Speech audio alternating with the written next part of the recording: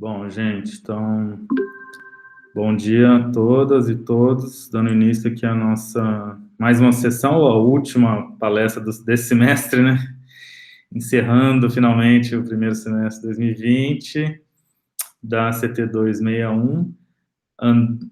André, só para te lembrar que a gente vai depois, e lembrar todo mundo, né? Que a gente grava e depois coloca no YouTube, se está tudo bem com você. O pessoal também que está aí, os alunos, né? E plateia. Bom, é um prazer receber o professor André Luiz da Silva Teixeira. A palestra de hoje, conversa de hoje será sobre dados da Pintec, né? Então, título: Trabalhando com os microdados da Pintec, relato de experiência ao mensurar a capacidade de absorção das firmas. Lembrando que o professor André é graduado em Economia por Viçosa, né? Fez mestrado e doutorado em Economia pela UFMG e atualmente está em Lavras, é isso? Unifal, Universidade Federal de Alfenas, no campus de Varginha. Desculpa, Alfenas, confundi. O pessoal confunde, normal. E é isso então, André, é um prazer tê-lo aqui, obrigado por aceitar e te passo a palavra. Fala, gente.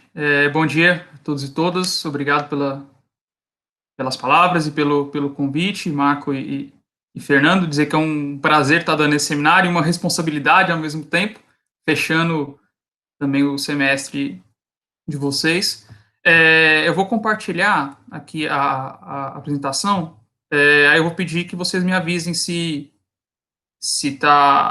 ela está aparecendo ou não, tá? Por favor.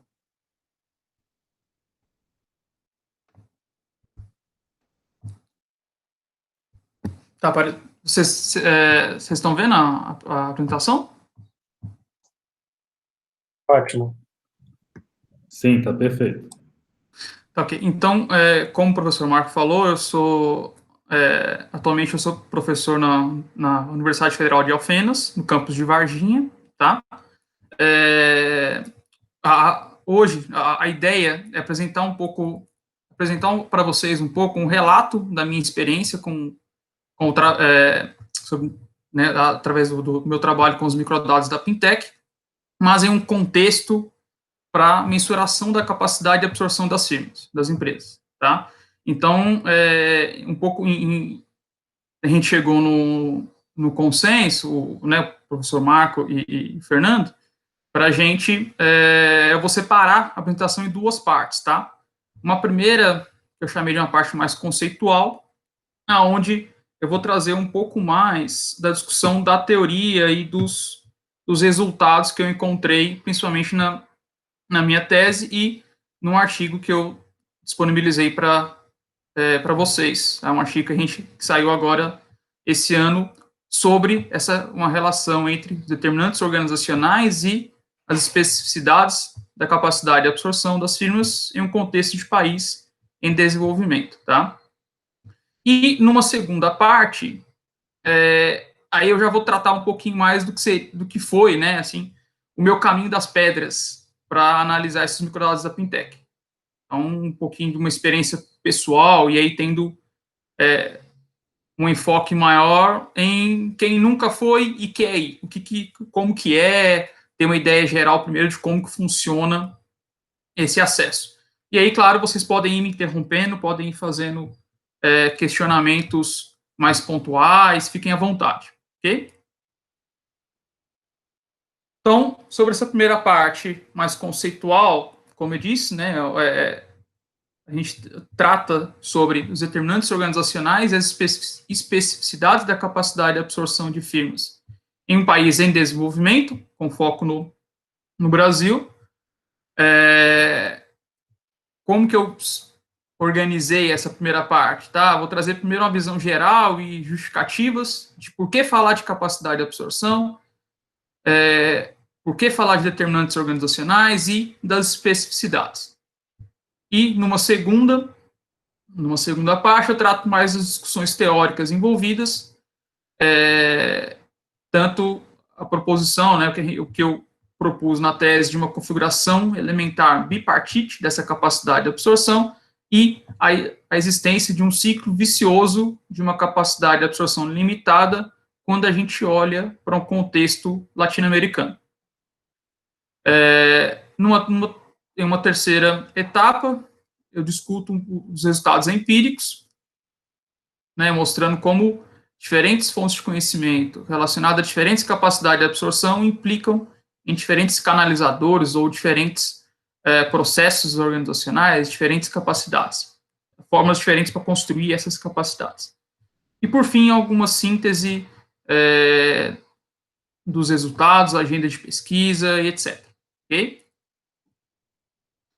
Então, para quem nunca viu esse conceito, ele foi definido inicialmente por Cohen-Leventhal como as habilidades da firma para reconhecer o valor do novo conhecimento gerado externamente, assimilá-lo e aplicá-lo comercialmente.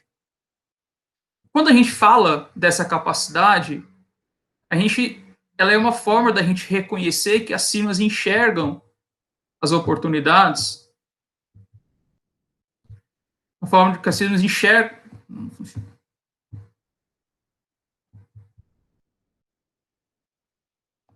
É uma forma da gente ver que as firmas enxergam as oportunidades de forma distinta. Ou seja, as firmas constroem essas capacidades através de esforços internos, faz com que, usando a ideia de Nelson e Winter, o seu cardápio de escolha seja idiosincrático, seja específico a ela, e essa capacidade, então, acaba atuando como uma fonte de heterogeneidade entre as firmas. A heterogeneidade, como eu vou falar no final, na minha percepção, a gente ainda precisa captar melhor das nossas análises empíricas. O segundo ponto, que quando a gente fala dessa capacidade, ela é um determinante para aprender nas interações. E essas interações são centrais no desenvolvimento, na construção de um sistema nacional de inovação. E, ao mesmo tempo, falar dessa capacidade também é uma forma a gente criticar políticas de inovação que sejam mais focadas, digamos assim, no lado da oferta, né, na medida de uma oferta apenas de conhecimento científico, uma promoção da interação universidade-empresa de forma estrita, aonde você só expor a firma a novos conhecimentos externos, né, por exemplo,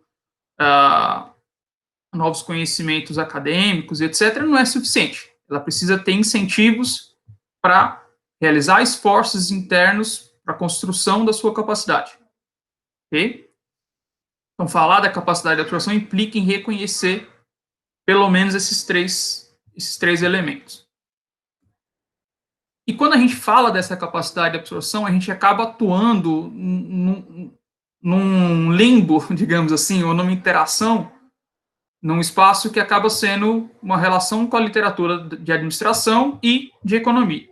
Não à toa, o primeiro artigo do Cohen sai numa revista de economia e o segundo artigo seminal sai numa revista de administração. Onde o primeiro, ele foca na capacidade de absorção como sinônimo, como um subproduto, dos esforços em P&D, a gente carrega isso em muitas análises econômicas, enquanto no segundo artigo, ele já traz um pouco a ideia da capacidade de absorção como algo organizacional, como uma capacidade organizacional, onde a forma como o conhecimento é disseminado entre a firma, as rotinas internas da firma, como que você transforma uma capacidade que é do indivíduo, uma habilidade do indivíduo, em uma capacidade que é de fato organizacional, que é de fato da firma, da organização, de forma mais ampla, tá? Então, lá da administração, o lado, né, as teorias, os trabalhos mais da administração vão focar nessa dimensão organizacional, então trazendo quais são os processos internos que favorecem essa capacidade, quais desfavorecem, se é melhor uma estrutura mais hierárquica, menos hierárquica entre a firma, como que são esses processos, ou que o Lewin vai chamar de meta-rotinas internas ou externas, processos, vai focar nos processos organizacionais da firma.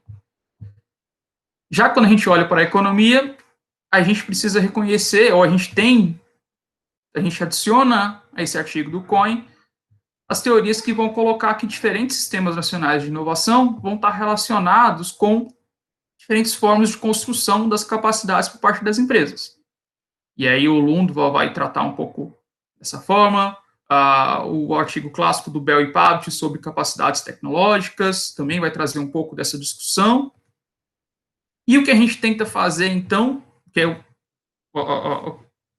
que fiz durante a tese, que eu acho que a gente vale destacar, do lado da administração, a gente foca nas inovações organizacionais como elementos que afetam as capacidades das firmas.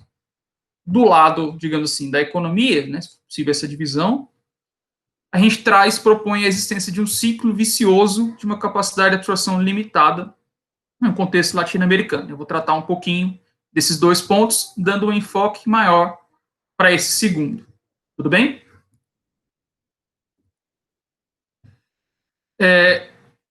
E junto com esses elementos, quando a gente vai olhar para a capacidade de absorção, vai trazer vai fazer uma reflexão, não uma revisão sobre o conceito, você acaba tendo uma sensação de uma ausência de consenso sobre esse conceito. Você tem várias redefinições ao longo do tempo, são alguns exemplos, e que traz essa aparente ausência. Entretanto, o que é possível mostrar é que essa aparente ausência, na verdade, você pode identificar o que seria um elemento comum entre elas, ou um elemento que caracteriza essa capacidade, que seria a existência de uma configuração elementar bipartite dessa capacidade de absorção. O que é isso? Isso é dizer que a capacidade de absorção das firmas é dividida em duas partes. Uma primeira, ela seria composta por um funil, o que seria uma capacidade de absorção, uma parte dessa capacidade voltada para um ambiente externo à firma, voltada à identificação de conhecimentos externos. Então, aqui você inclui, por exemplo, a ideia da Penrose de serviços empreendedores ou empresariais, como a tradução brasileira, participação em redes externas, outras parcerias, e etc. Então, são formas de você identificar os conhecimentos externos, identificar aqueles conhecimentos que seriam relevantes. Mas você teria uma segunda parte dessa capacidade, que seriam os processos internos, que seriam os canalizadores os processos organizacionais, os canalizadores para internalizar esse conhecimento, assimilá-lo e aplicá-lo comercialmente. Então, nesse quesito, você entra, por exemplo, ações para promover maior participação dos trabalhadores nos projetos inovativos, uso de seminários, workshops intra-firma, uso de gatekeepers internos à firma, e etc. Tá? Uma conexão entre departamento de P&D e departamento da produção, por exemplo. Okay? Então, seria um exemplos desses canalizadores ou desses processos estritamente internos à firma. Mas você tem um elemento que conecta essas duas partes, da identificação e dos canalizadores, que seria a base de conhecimento da firma. Então, essa base ela vai funcionar tanto como um elemento que direciona esse processo de identificação, então você tende a absorver mais facilmente conhecimentos mais próximos ao que você já possui, e por outro lado ela também é um elemento desse processo de exploração. Você combina esse conhecimento externo com o conhecimento intra-firma, com a base de conhecimento prévio. E essa base, ela é idiosincrática, ela é específica à firma, ela vai depender das habilidades, experiências dos indivíduos, ela vai depender da conexão entre esses indivíduos, como o próprio Cohen e Levinthal vão chamar a atenção. A capacidade de absorção seria um mosaico dessas habilidades, dessas conexões entre essas habilidades, entre os membros da organização, se usarmos os termos de Nelson e Winter, e essa base de conhecimento também vai ser construída a partir de esforços inovativos e esforços ligados à aprendizagem. Então, você tem essas duas partes, uma parte mais voltada para fora, digamos assim, dessa capacidade de absorção, e uma segunda parte voltada mais para processos internos, e essas duas são conectadas a partir de uma base de conhecimento específica à firma. E você tem condicionantes que seriam internos e externos a todo esse processo, essa construção dessa capacidade, como as estratégias das firmas, sua estrutura hierárquica e, dentre os externos, a própria dinâmica setorial, sistema de inovação, políticas públicas, etc. Tudo bem até aqui? Pode seguir? Tranquilo, André, pode continuar. Tá indo bem. E quando a gente fala, então, se a gente aceita essa lógica, essa configuração bipartite ou elementar bipartite dessa capacidade de absorção, a gente consegue separar em três determinantes específicos, em três conjuntos de determinantes dessa capacidade.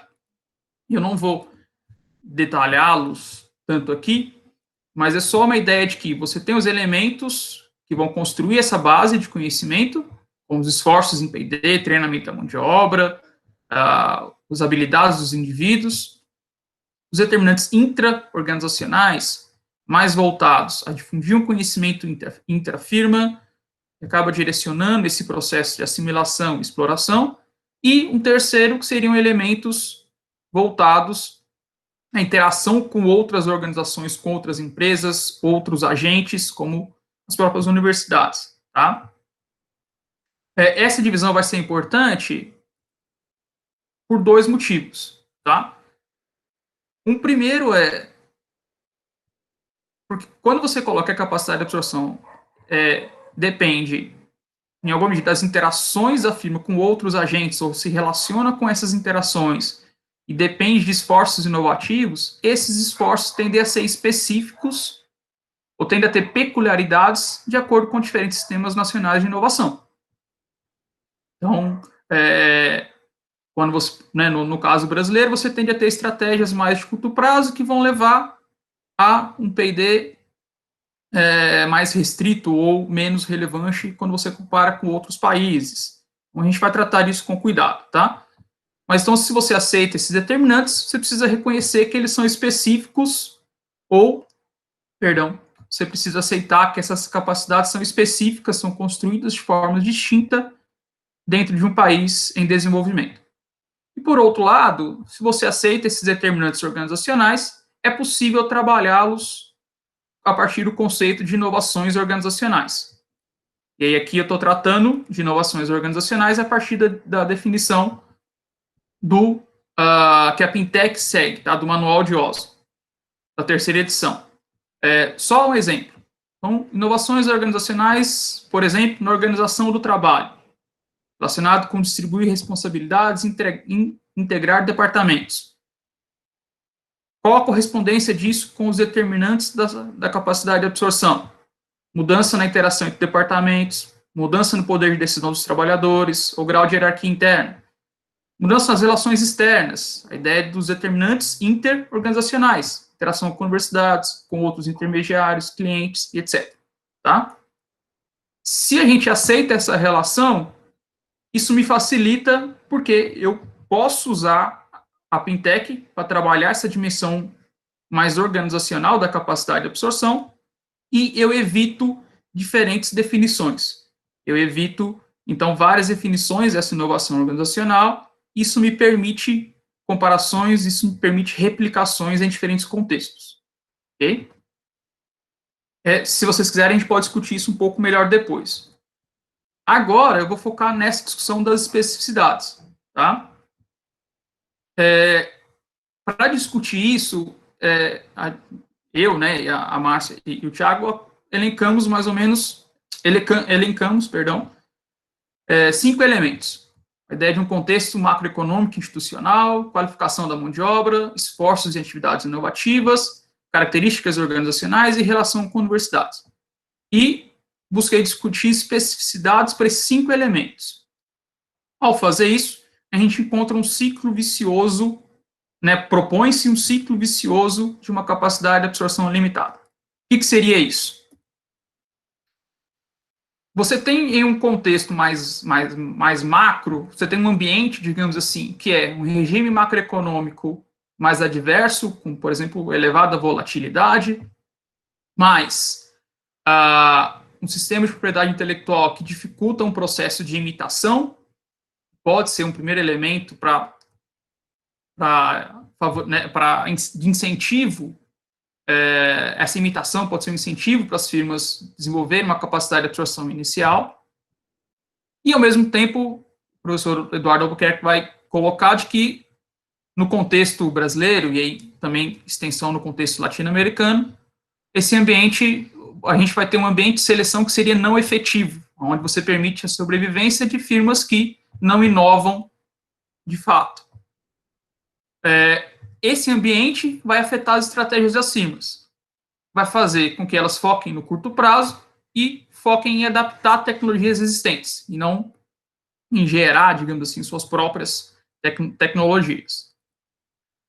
Isso tem relação com dois aspectos. O primeiro, que as firmas vão focar na ideia do exploitative learning, ao invés de um explorative learning, e aí com as ideias do Marsh, numa lógica de que ela explora os conhecimentos que ela já possui, tenta trazer resultados mais de curto prazo. E, ao mesmo tempo, essa adaptação das tecnologias existentes faz com que esforços mais da engenharia ou faz com que os esforços em P&D tenham menor relevância ou foquem em inovações menos radicais, foquem em aprimoramentos de tecnologias já existentes. Então, talvez a ideia de que os esforços em engenharia, por exemplo, seriam mais relevantes. Mas para adaptar tecnologias existentes. Só que, ao você fazer isso, você gera uma base de conhecimento intrafirma que é limitada e específica. Se isso é verdade, então você tem uma capacidade de absorção limitada. O primeiro elemento que já limita essa capacidade. Ao limitar essa capacidade, você tem 3 efeitos que vão retroalimentar essa capacidade. Que é, num primeiro momento, essa capacidade de absorção limitada vai gerar uma baixa demanda pela aplicação de conhecimentos científicos e tecnológicos na firma, principalmente conhecimentos científicos, vamos colocar assim. Isso gera o que Arocene e Sultz vão chamar de um problema, um menor learning by solving problems, gera o que eles chamam de uma quebra no aprendizagem, e essa quebra gera a menor qualificação da mão de obra e retroalimenta essa limitação da capacidade de absorção. Esse é um primeiro ponto. Outros 2 pontos é de que essa capacidade de absorção limitada dificulta a formação de expectativas sobre os avanços externos. Você passa a não identificar, e aí usando os termos do Kleborick, você passa a não identificar as oportunidades tecnológicas que surjam, por exemplo, através da universidade. E, ao mesmo tempo, isso gera uma dificuldade para você aprender nas parcerias. A capacidade de absorção é vista como um determinante para você aprender nas parcerias com universidades, com clientes, fornecedores, etc. Esses 2 aspectos fazem com que a firma adote estratégias menos arriscadas e de curto prazo, o que realimenta ou reinicia esse ciclo vicioso. Ok?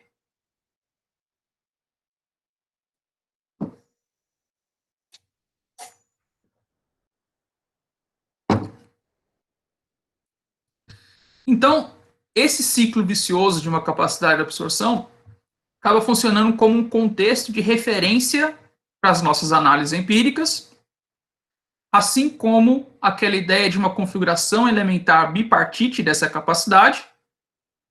A gente vai usar aquela figura na interpretação dos resultados, vou mostrar para vocês.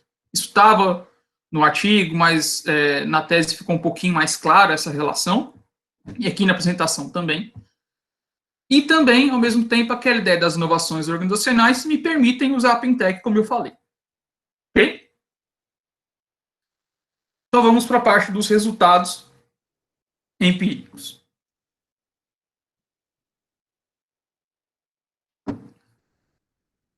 Então, qual foi a estratégia? Tá, um resumo dela.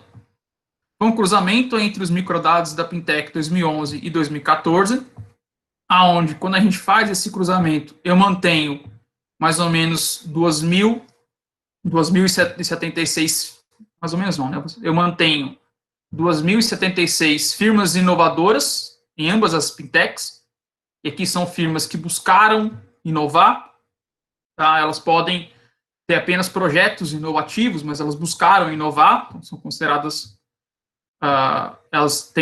elas acabam ficando nas duas fintechs, e por causa de um recorte das variáveis também, a gente trata disso mais para frente.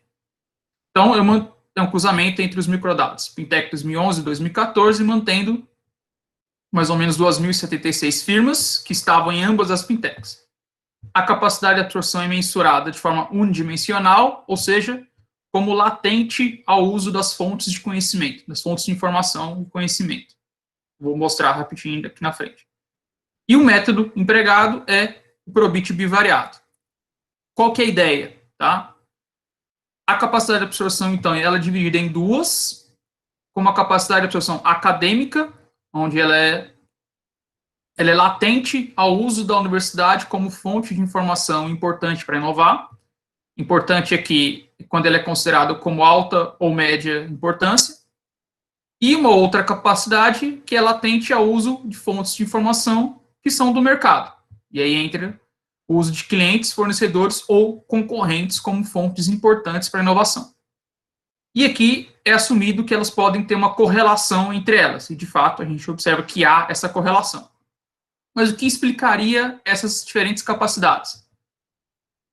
As inovações prévias, e aí as minhas variáveis explicativas são todas de 2011, afetando 2014, então isso acaba que me ajuda a poder falar um pouco mais de causalidade, tá? Dada essa defasagem temporal.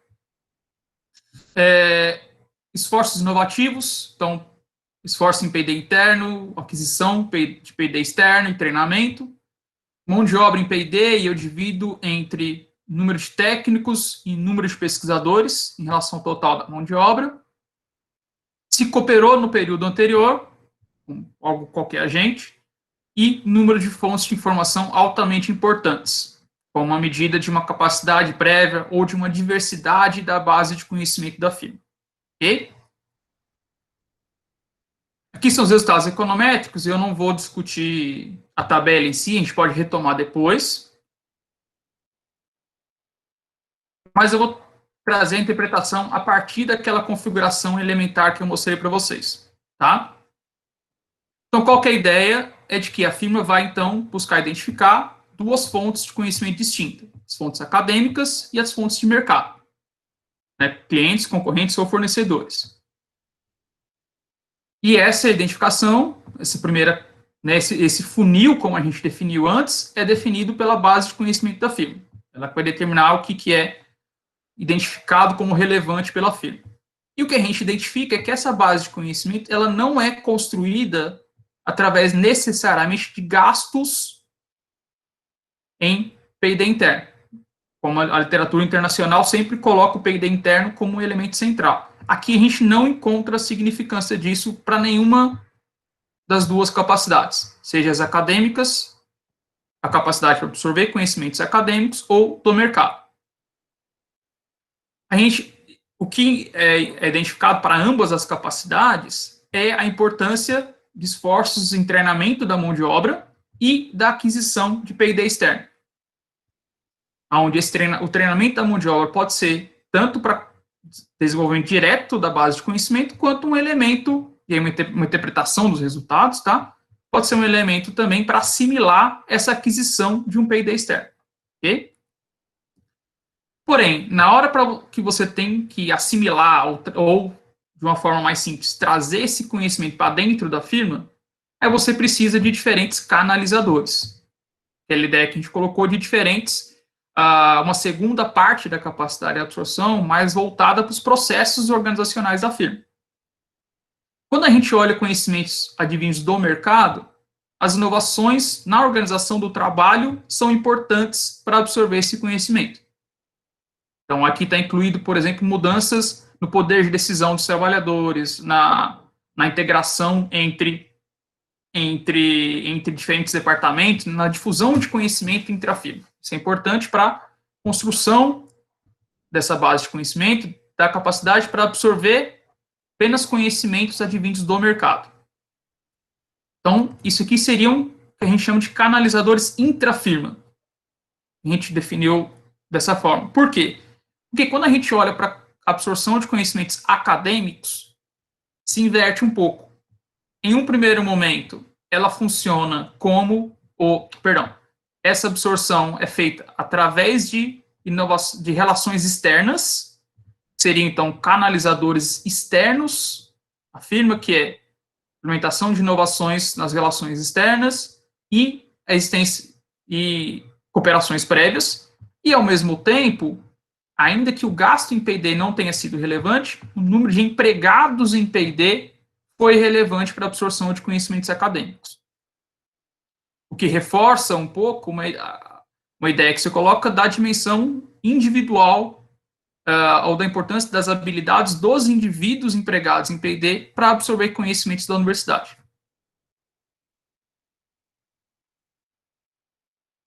Essa discussão, esses resultados, né, eles trazem duas implicações mais amplas. Uma primeira é de que essas inovações organizacionais internas favorecem a capacidade de absorção, mesmo quando isso se dá para absorver conhecimentos do mercado, que tendem a ser relativamente mais similares ao que a firma já possui.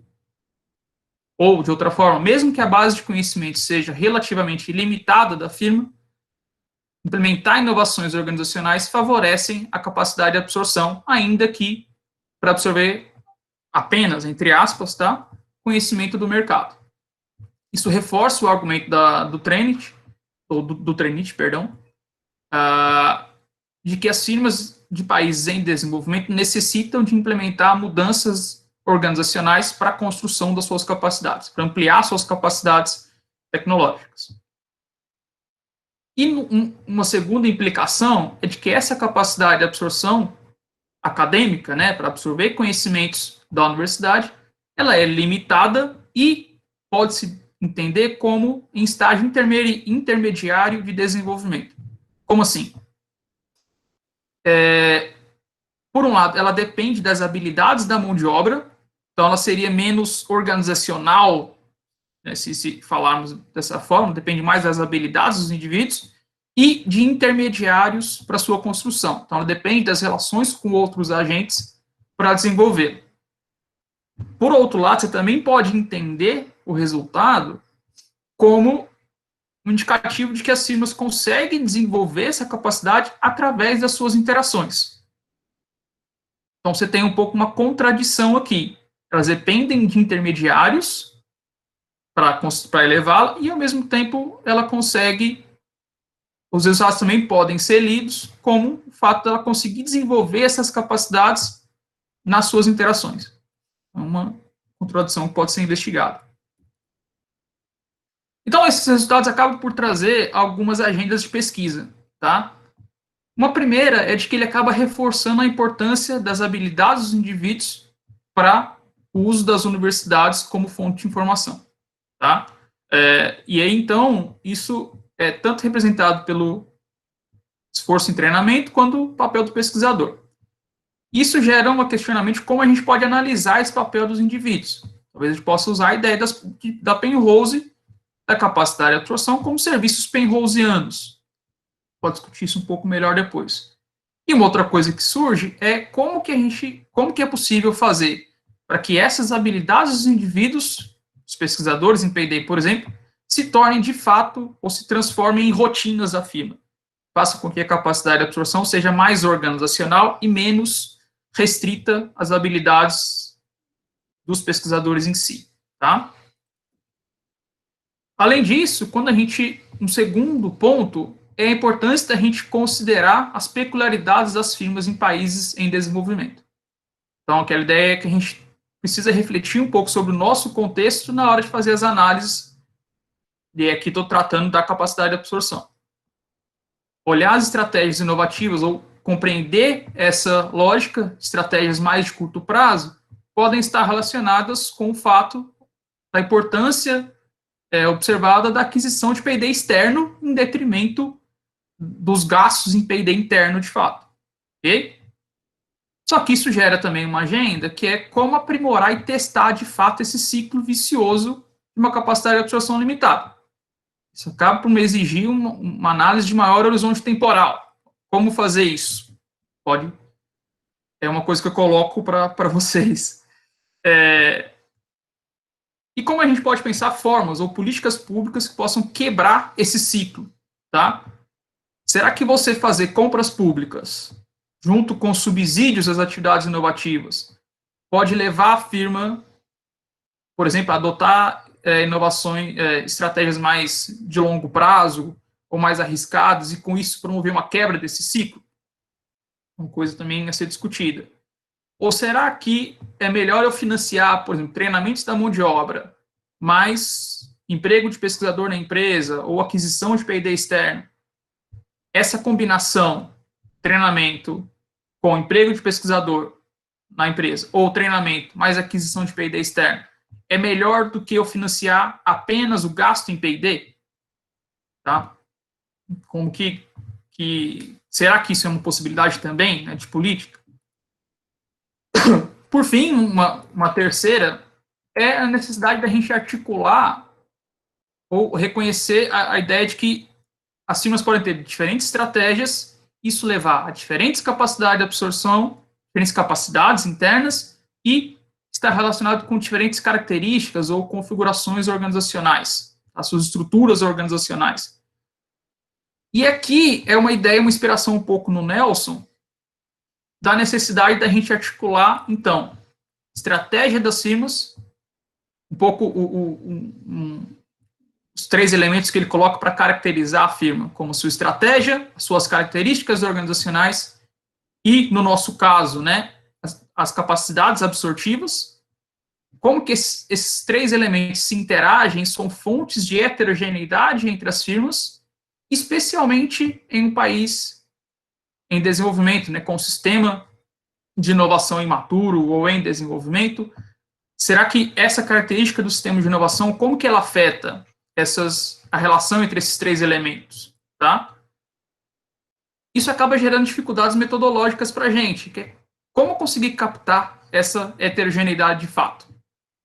E aí uma possibilidade é a gente trabalhar, por exemplo, com o QCA, a ideia do Qualitativo, Comparativo e Análises, onde ele me permite enxergar diferentes caminhos para um mesmo resultado, então, diferentes configurações para uma capacidade de absorção. Por exemplo, de acordo com a estratégia da firma, ou de acordo com suas características organizacionais, tá? Ele permite fazer isso, mas ele é para uma base de dados pequena. Será que vale para grande?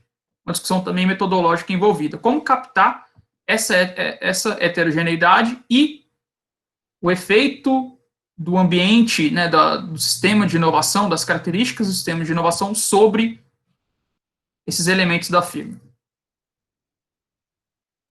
Então, essas oportunidades e, ao mesmo tempo, as limitações, né, da pesquisa aqui. A gente não considera, não olha direto as estratégias inovativas, tá?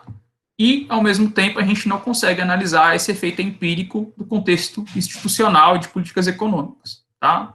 O efeito disso sobre a construção da capacidade a gente não consegue olhar.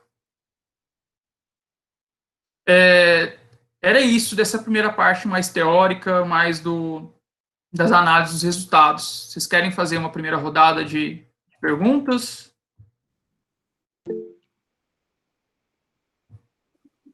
Um pouquinho para a pergunta. A parte.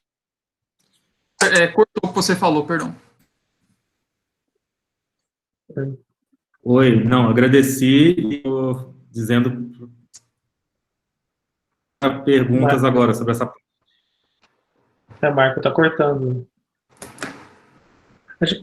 Oi. A gente tem uma pergunta aqui. Marco, está cortando muito a sua fala. Eu não sei se é só para mim. Para mim também está cortando um pouco. Você também está cortando? Pode seguir para as perguntas. A gente tem uma pergunta aqui que é do Antônio Marcon, que é aluno nosso. E enquanto eu vou ler a pergunta para você, e enquanto isso, se alguém quiser se inscrever, né, para fazer pergunta por áudio, também fique à vontade. ele te parabeniza pela excelente pesquisa, e eu reforço isso. Minha dúvida é sobre os critérios de mediação da capacidade absortiva. Deduzi de sua apresentação que as medições se concentram em inputs de P&D e rotinas. Qual sua visão sobre a utilização de outputs de P&D para a mediação da capacidade absortiva? Faz sentido? Faz sentido usar outputs de P&D para a capacidade absortiva. Outro ponto, alguma discussão sobre capacidade absortiva, sobre porte das empresas? Tá. Você pode responder essa pergunta e depois eu vou passar para a professora Janaína. Tá ótimo. Então, a ideia de outputs para medir e a ideia do porte. Tá ótimo. Antônio, né? Isso, Antônio Marcon. Antônio, Marcon, obrigado pelas perguntas e pelos comentários. Pelo que eu entendi, critérios de medição e não de mediação, né? A ideia do... Tá. A ideia de você usar outputs para medir essa capacidade de absorção, eu acho que é válido, tá? Aí depende do que você vai considerar como output aí. Porque, por exemplo, num contexto de país em desenvolvimento, um output interessante pode ser uma adaptação a partir de uma tecnologia, uma melhoria substancial a partir de uma tecnologia já existente. Então, o contexto, tanto sul-coreano quanto da China, né, mostram esses casos. Você aprende a partir de uma tecnologia já existente, mas faz um aprimoramento substancial sobre ela. Isso é um output importante da capacidade de absorção, é uma forma de você mensurar ela também, tá? Mas aí eu acho que é válido tomar um pouco de cuidado com o tipo de output que você vai olhar. Um outro caso, vamos olhar a patente. Se você tem... Eu não sou especialista em patente, tá? Então, se eu falar bobagem, vocês me corrigem.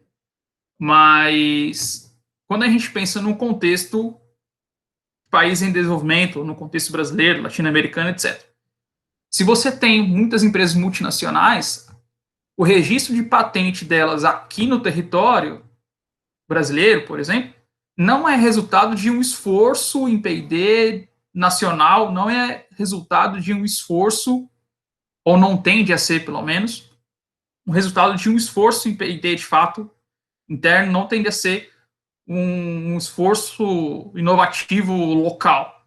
Tende a ser resultado de um esforço na sede. Tende a ser resultado de um esforço, de apenas quase que uma reserva de mercado, né, no contexto nacional. Então, talvez isso, na hora que você considera na análise, tem que tomar um pouco de cuidado nesse sentido. E isso ressalta a ideia de você discutir as especificidades da construção dessa capacidade em um contexto de país em desenvolvimento. Tem sobre essa questão da patente, tem um trabalho, está no livro que o Sr. Tiago e o Túlio fazem, está citado na tese, eu só não lembro o capítulo certinho, que eles mostram que no contexto latino-americano, quando você tem um sistema de patente mais rígido, quanto maior a rigidez de um sistema de patente, menos patentes de residentes de empresas nacionais, por exemplo, você tem registrado. Quanto mais rígido for, menos patentes de empresas nacionais você tem. Tem uma questão também sobre essa questão das patentes. Sobre a relação do porte e a capacidade, você tem um pouco uma discussão, eu não fiz muito essa discussão, tá? Mas você tem uma questão, por exemplo, de estrutura interna. Quando você pensa na pequena empresa, ela tende a ter uma estrutura menos hierárquica, tende a ser mais flexível, o que poderia facilitar essa capacidade. Agora, por outro lado, ela tem menos recursos para, de fato, investir nessa capacidade e ela tende a ser mais dependente do indivíduo, né, da habilidade de uma pessoa, de um pesquisador, mais aquela ideia de uns serviços empreendedores ou empresariais, tá? Depende do indivíduo, mas na grande empresa já tende a ser algo mais organizacional, mas ela tende a ter uma estrutura um pouco mais hierárquica, o que gera um efeito dúbio aí também sobre a construção da capacidade, tá? Mas eu acho uma discussão que é válido de ser feita, sim. Principalmente se você consegue atrelar ela com a estratégia das sigmas, que eu acho que talvez seja mais relevante, ou pelo menos tão relevante quanto você relacionar porte com a capacidade em si. Acho que a gente conseguir reconhecer, mensurar as estratégias é um ponto que é válido de ser considerado. Espero ter conseguido responder, Antônio. Se tiver mais algum comentário, estou à disposição. Eu queria agradecer aqui pela resposta. Então, passo para a professora Janaína, fazendo a questão. Oi, Fernando, bom dia.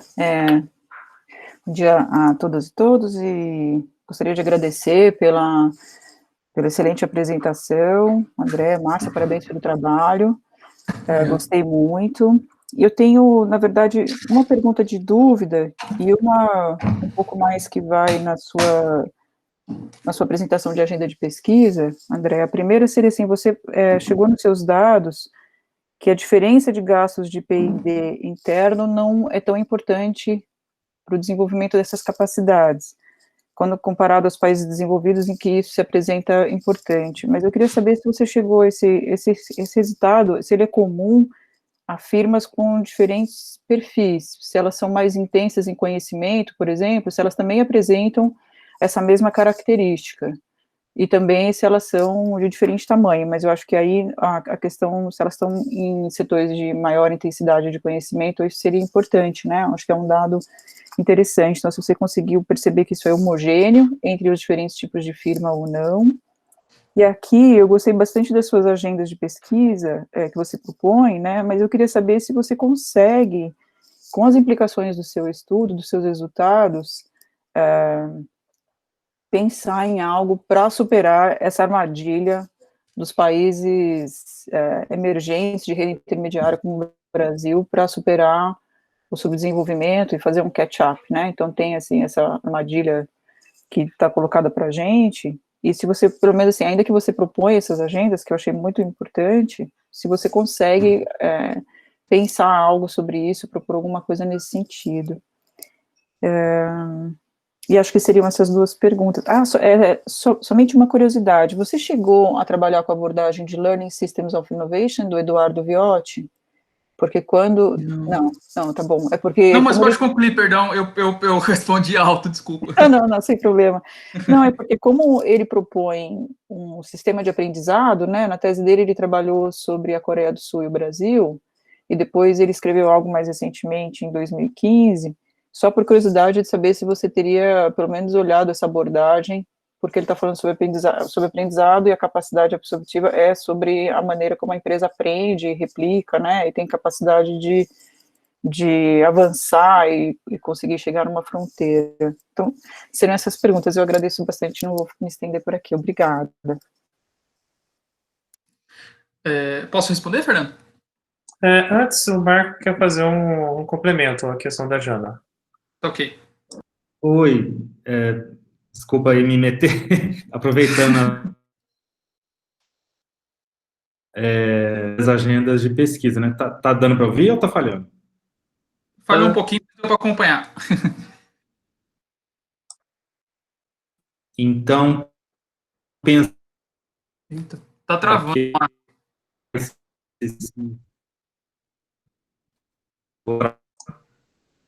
Marco, não tá dando certo. Eu vou ver aqui, então.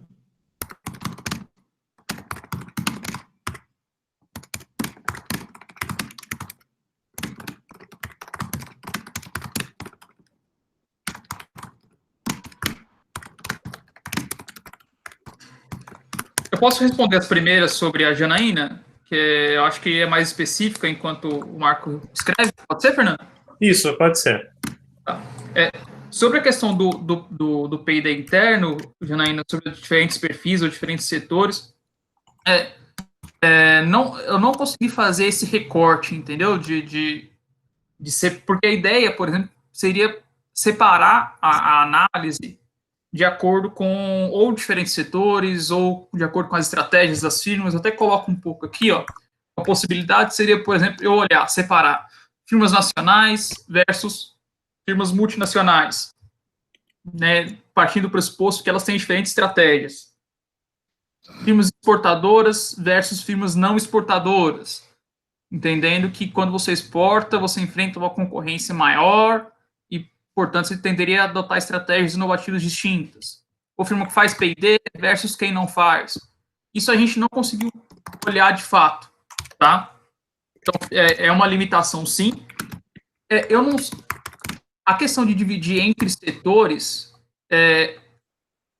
ela é relevante, eu acho, mas ela ficaria um pouco não descasada com a parte teórica, mas quando... Porque é o seguinte, o texto do Cohen-Levital, de 89, ele surge para questionar um pouco a ideia que você tinha no modelo SD de concentração de mercado, gerando, afetando a inovação.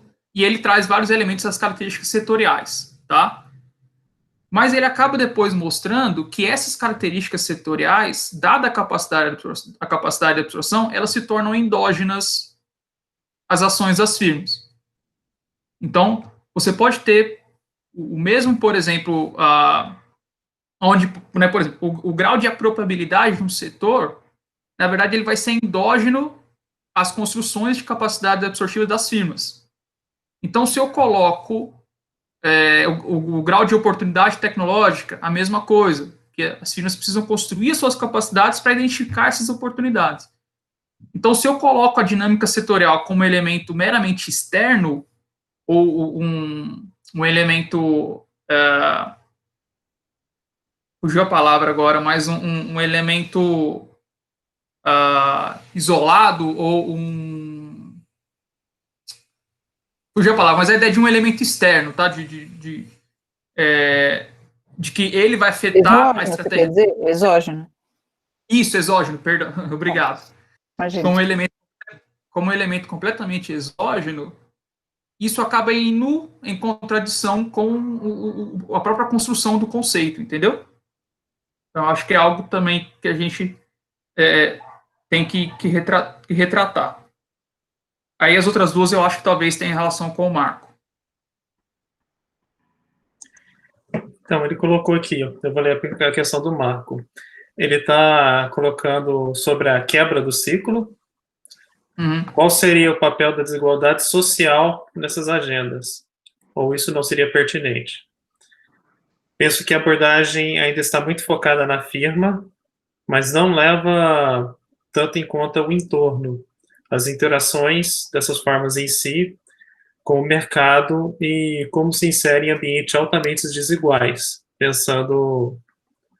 Desculpa, as firmas entre... Desculpa, deixa eu fazer uma correção aqui. A abordagem está muito focada na firma, mas não leva em conta o entorno, as interações das firmas em si, esse é o ponto, com o mercado e como se insere em ambientes altamente desiguais. E eu também fiquei pensando no papel mas eu só um comentário bem rápido, no papel da região, né, na capacidade de absorção. São capacidades só da firma, uma capacidade que combina a relação da firma com a sua região. Nessa relação que o Marco coloca como entorno, eu acrescentaria esse ponto. Tá. Acho que eu vou começar pela questão que a Janaína colocou do Viotti, que não está diretamente relacionado com as outras duas, diretamente, né?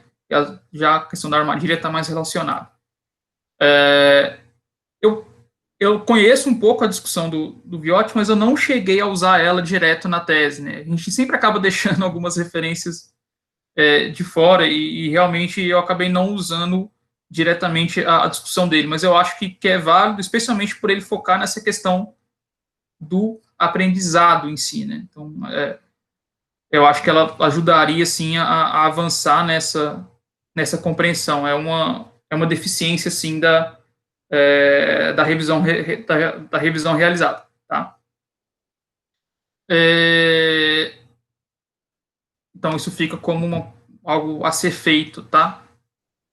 Sobre a questão da estratégia para vencer essa armadilha e as coisas colocadas pelo Marco, aí vamos falar, se eu olho só para o lado da empresa inicialmente, tá?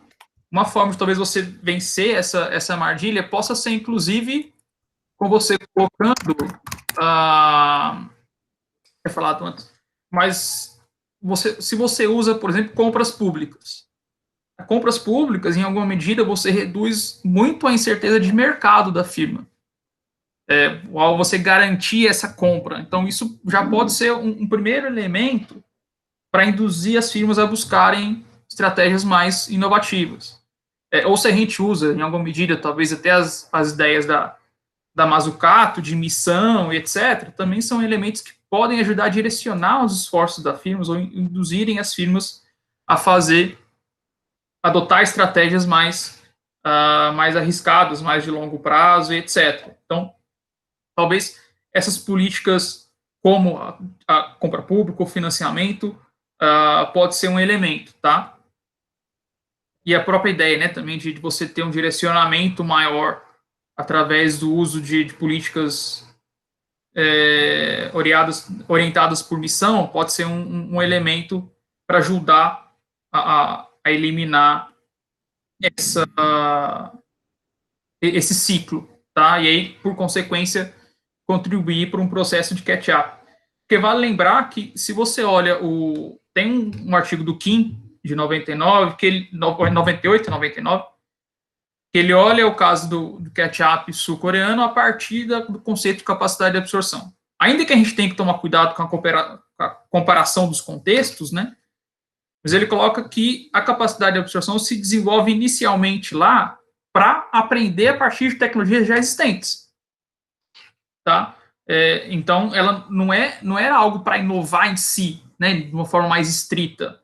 Era algo para você aprender a partir de tecnologias já existentes e ter uma trajetória ali de ir aprimorando essa capacidade ao longo do tempo, chegando a um ponto de fazer o seu design próprio, desenvolver seu carro próprio e etc. Tá?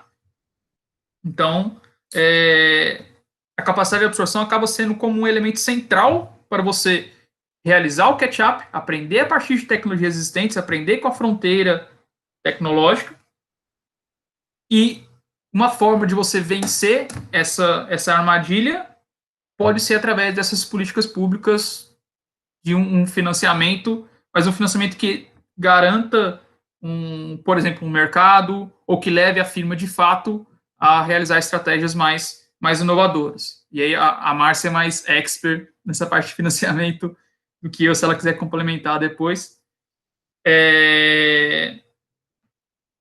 E sobre a questão que o Marco colocou da desigualdade social, é bem interessante o ponto, Marco, e aí eu concordo com você de que a gente foca muito na firma e ainda, mas agora eu entendo essa desigualdade social muito, talvez, na parte da qualificação da mão de obra, se a gente pensar, tá? Se você tem uma desigualdade social muito grande, essa própria qualificação da mão de obra acaba sendo restrita, né? E aí, se a gente separa a ideia da Arocene e do Schultz, né, você tem um problema que não é só no learning by solving problems, mas é no learning by studying também, tá? Que é no acesso a formações mais tradicionais por parte das pessoas, ok? E, ao mesmo tempo, e aí é uma reflexão agora, tá? Quando você tem uma desigualdade social tão elevada, eu suponho que isso está diretamente relacionado com a forma com que a forma como se dá a competição entre as firmas, tá? Seja em termos nacionais ou em termos internacionais. Acaba que a competição pode ficar, ou pode ter relação com a competição ser muito focada em redução de custo, por exemplo. Então, a ideia é que você pague o menor salário possível, reduza custo a todo momento. Isso está diretamente atrelado com a desigualdade social, quando você olha em termos de mercado de trabalho, por exemplo. Então, se você consegue migrar para um processo de competição via inovação de fato, talvez seja uma forma de você conseguir pagar melhores salários e uma forma inicial de promover essa desigualdade, de reduzir essa desigualdade. Mas, ao mesmo tempo, essa desigualdade acaba, eu imagino, que limita a qualificação da mão de obra, que atrapalha o desenvolvimento de capacidade de absorção, como a gente colocou. E o que vocês colocaram sobre reconhecer o entorno, reconhecer a região, tem uma discussão sobre capacidade de absorção ao nível da região.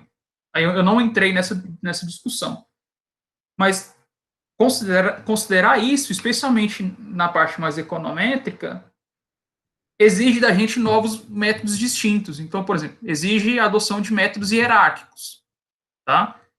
Onde você tem diferentes níveis. Então, você teria o nível nacional, o nível regional e o nível da firma. Como que isso se relaciona?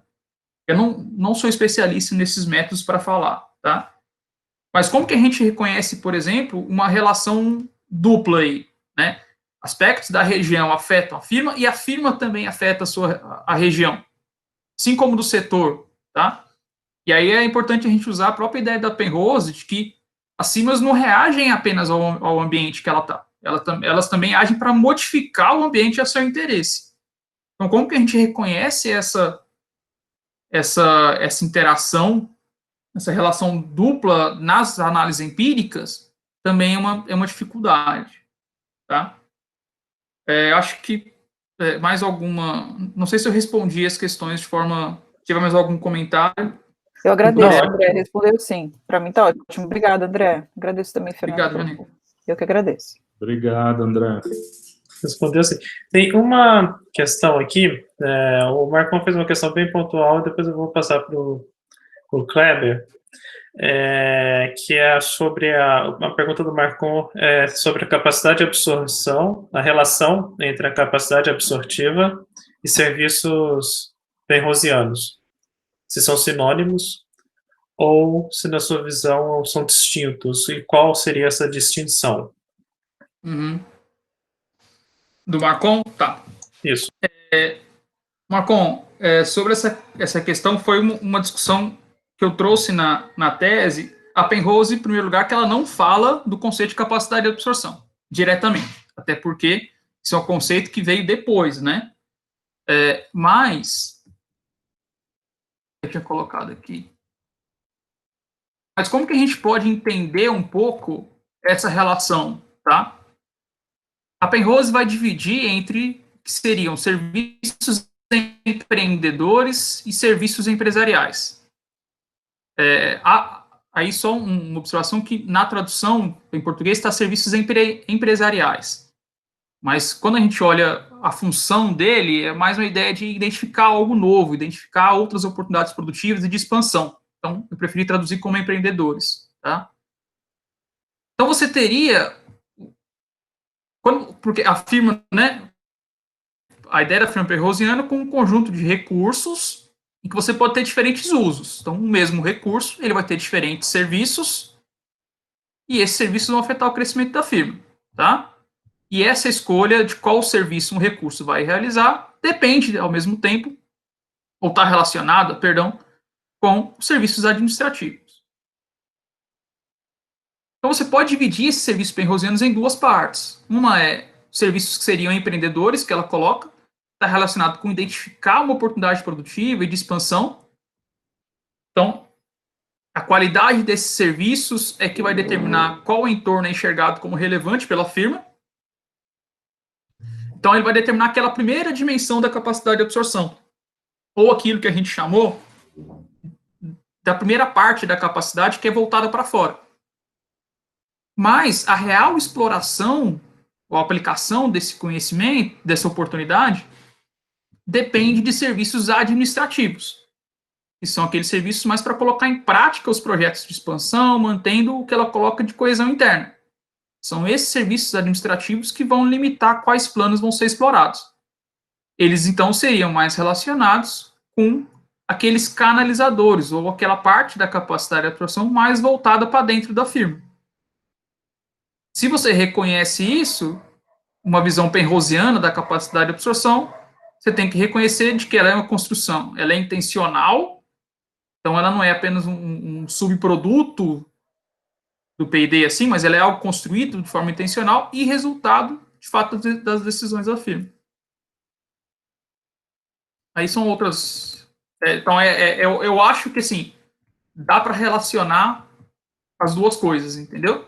Eu acho que é totalmente passível, e para um contexto brasileiro, em que, às vezes, as habilidades dos indivíduos têm uma importância elevada, essa coisa da habilidade do indivíduo parece estar mais presente na discussão da Penrose, na minha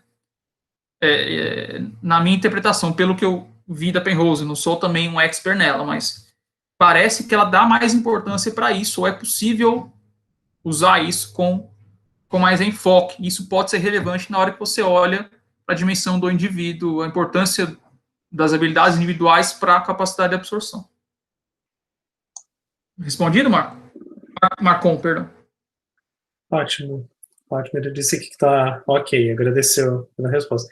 Eu vou para o último comentário dessa primeira parte, e depois a gente daí você já pode entrar na segunda parte, né, que já vai se relacionar com os dados da Pintec.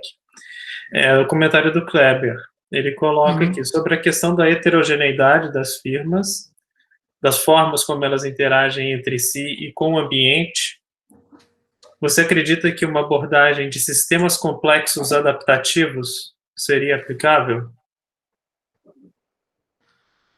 Kleber, aí eu vou me recorrer à minha ignorância, cara. Eu não sei te falar. Eu não conheço a literatura sobre sistemas complexos adaptativos para te falar. Se você quiser falar rapidamente do que é, talvez eu possa te dar uma posição melhor. Oi, André, tá ouvindo? Sim, tudo bem, Cláudio? Tudo bem, beleza? Bom dia a todos, a todas. Não, então, eu também não sou nenhum especialista, eu tenho avançado nessa leitura ultimamente, né, eu tenho a intenção de estudar ecossistemas de empreendedorismo, e eu vejo que tem bastante gente procurando trabalhar com ecossistemas de empreendedorismo a partir dessa perspectiva, né? E quando o Marco ele já tinha questionado sobre a interação das firmas com o ambiente, de como as firmas são diferentes, isso me veio imediatamente à mente, né? Porque essa abordagem de sistemas complexos, adaptativos, tem muito a ver com isso, né? Quer dizer, são sistemas onde você tem um número muito grande de agentes que poderiam ser firmas, né? Essas firmas, elas são diferentes, né? E elas geram determinadas propriedades emergentes a partir da interação entre elas e como elas interagem entre elas e com o ambiente que está ali meio que regulando todo mundo, né? Então, assim, as firmas, elas também modificam o ambiente também modifica as firmas no sentido de condicionar determinados comportamentos, né? Eu vejo que essa abordagem, ela tá ganhando bastante espaço aí em muitas frentes, né? Não é uma coisa da economia, né? Vem uma coisa mais da teoria da complexidade, essa discussão assim, né? É aplicada em muitas áreas do conhecimento diferente, mas eu fiz essa associação imediata, assim, sabe? E, inclusive, naquele último slide que você colocou, dos resultados da agenda de pesquisa, você pode mudar? Estou chegando nele. Não, esse aí, ó. Esse segundo ponto, não, volta. Esse segundo ponto aí, não é analisado o efeito empírico do contexto institucional, não, volta. Perdão, aqui. Porque a gente tá com um delay aqui. Tudo bem, ok.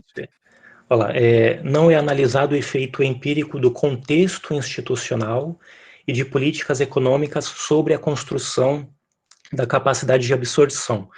Eu não sei se eu estou falando besteira, se faz sentido, mas, assim, uma das discussões importantes em sistemas adaptativos complexos, lembrando que eu não sou nenhum especialista, eu também estou chegando agora nessa discussão, é como que diferentes dimensões interagem entre si para condicionar determinados comportamentos do agente, né? Então, se você ter como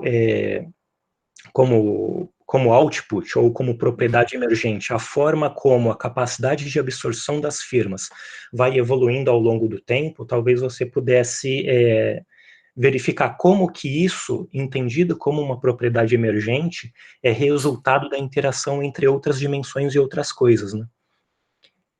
Não sei se faz sentido isso que eu estou falando, mas foi uma ideia que me ocorreu aqui. Então, Kleber, eu achei muito legal. E depois, se você quiser conversar mais sobre, com mais tempo, a gente troca uma ideia. Podemos, claro. Mas eu achei muito bacana. Porque, vamos pensar um caso, tá? Vamos pegar o Cohen, o texto 89 dele. Ele mostra que, por exemplo, a condição de probabilidade de um setor vai depender das ações das firmas. Isso. As firmas gastam muito em P&D, isso depende tanto da probabilidade quanto do que ele vai chamar de facilidade do aprendizado, tá? Quando você tem um contexto onde você tem uma mudança muito rápida do conhecimento, uma mudança muito rápida das tecnologias, né, é mais difícil você acompanhar a fronteira, digamos assim, você tende a ter um contexto de que um menor grau de probabilidade incentiva maiores gastos em P&D. Ao mesmo tempo em que esses gastos em P&D vão determinar esse grau de probabilidade. Porque se as empresas gastam um pouco em P&D, elas não têm capacidade para aprender com o que seriam os transbordamentos, digamos assim, dos seus concorrentes. Então, a própria capacidade, acho que surgiria sim como propriedade emergente dessa relação dúbia aí. E quando a gente pensa no contexto de país em desenvolvimento, e aí primeiro, eu suponho que pelo que você me falou, essa abordagem parta de uma ideia de uma dependência de trajetória, uma ideia cumulativa, aquela ideia de que o ponto inicial importa, deve ter algum desses pressupostos que casam diretamente com os pressupostos da capacidade de absorção. Ela também é cumulativa, ela também é path dependent. Então, talvez você pense no contexto, de novo, brasileiro, onde você pode pensar no sistema de propriedade intelectual como algo que não incentiva as firmas ou a inovar ou a imitar, ou dificulta o processo de imitação. Isso gera um ponto de partida já difícil para ela desenvolver a sua capacidade. Ou uma coisa que dá para ser discutida é qual que é o papel da multinacional na construção das capacidades locais, das firmas nacionais. Talvez, se você tem muitas firmas multinacionais que vêm operar apenas para explorar o mercado, digamos assim, e essas firmas podem, por exemplo, pagar melhores salários, elas tendem a absorver, por exemplo, a contratar mão de obras mais qualificadas, mas aí, usando a Penrose, essa mão de obra não vai executar serviços empreendedores dentro da multinacional, ela vai fazer outros serviços, ela vai adaptar o que é desenvolvido na sede. Então, você pode pensar, e aí nesse sistema, de como que a presença de multinacional pode ser um elemento que dificulta a construção dessas capacidades por parte das firmas locais. É também uma coisa que me surgiu conforme você foi falando dessa ideia de sistemas complexos, mas eu acho totalmente pertinente a interação, e fico à disposição para a gente conversar melhor depois. Tudo bem, então depois a gente conversa mais aí. Sim. Ótimo. Bom, André, eu vou te pedir para... Já pode começar a sua segunda parte da apresentação, e daí eu vou deixar essas outras questões para o final. Se você conseguir fazer... Bom, a gente agora é 11h18. Se você conseguir fazer essa sua apresentação da Pintec, não sei se você conseguiria 15 minutos, mais ou menos, 20 minutos. Se você conseguiria falar nesse tempo, a gente tem mais um tempo para o debate, que está tendo muita pergunta aqui, que o seu trabalho desperta muito interesse. Então, vamos já para essa segunda parte. Tá. Essa segunda parte, primeiro, eu agradeço todos os questionamentos, e se não der tempo de responder tudo, eu estou à disposição, me manda um e-mail, a gente conversa por e-mail, a gente mantém contato, eu estou à disposição. Essa segunda parte, eu montei ela pensando em alguém que não trabalhou com a Pintec, mas que pretende mexer com os microdados da Pintec, tá? Então, eu tentei trazer um pouco qual foi o meu caminho das pedras, tá? Eu tentei refletir um pouco de quando que eu tentei fazer, que eu busquei ir e qual a dificuldade que eu tinha na época, né? De não saber como é que funcionava, de não ter muita ideia, e aí eu só soube como é que funcionava, né? As coisas tácitas, digamos assim, conversando com quem já tinha ido. Então, eu montei dessa forma, tá? Então, qual que é a ideia aqui? É retratar um pouco essa minha experiência com os microdados da Pintec. Esses microdados, você só acessa eles na sala de sigilo no Rio de Janeiro. Então, eu imagino que aqui tem, talvez a maioria não está no Rio, então você tem que ir para lá, ficar uma semana, 15 dias focado. E como que é o processo, tá? E aí, perdão, primeiro, o que eu estou falando de minha experiência aqui são 2 projetos que eu participei, que envolvi esses microdados. Bom, só para deixar isso explícito. E o que eu vou colocar aqui é que você tem 3 fases, basicamente, né, de forma bem simples. Que é o pré-acesso, então sua preparação para acessar. Durante o acesso, então qual que é a dinâmica, tempo de trabalho, algumas limitações, pedidos de saída. E o pós-acesso, que é as suas análises, tá? Então, o pós-acesso eu não vou entrar muito em detalhe. Então, como funciona? Esse pré-acesso, a primeira coisa que você tem que fazer é elaborar um projeto, que eles chamam de termo de referência. Ele é basicamente em 6 sessões. Então, o pesquisador solicitante, o resumo do projeto, de forma mais simples, né, apresentando o que você vai fazer, os possíveis métodos, a base de dados, os anos, se compõe ou não um projeto de tese, isso é importante para você ter um desconto, eu vou falar disso. Quais são os objetivos, sem muito detalhe, tá? O principal ponto e o que eles estão preocupados é com as variáveis que você vai empregar. O que você vai querer, tá? Então, você tem que deixar claro qual que é o recorte, se você vai fazer algum recorte setorial ou não. Ou você tem que deixar bem claro, na verdade, qual as bases de dados que você quer e qual o período demandado. Você vai usar só Pintec? Você vai cruzar Pintec com PIA e PAS, por exemplo, que também é uma possibilidade.